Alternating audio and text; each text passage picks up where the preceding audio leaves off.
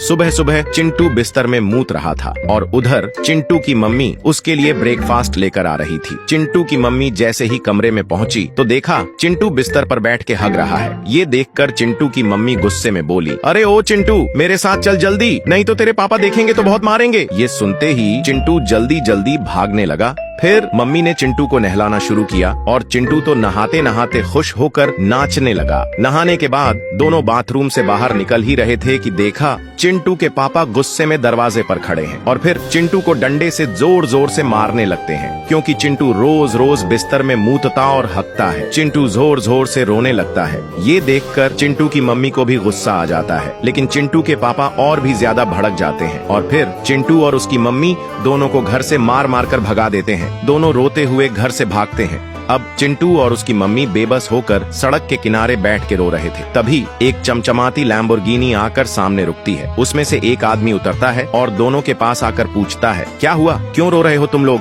चिंटू की मम्मी उस आदमी को सारी कहानी बता देती है, कैसे उसके पति ने मार मार कर दोनों को घर से निकाल दिया। ये सुनकर वो आदमी तुरंत पुलिस को कॉल करता है और पूरी कहानी बताता है।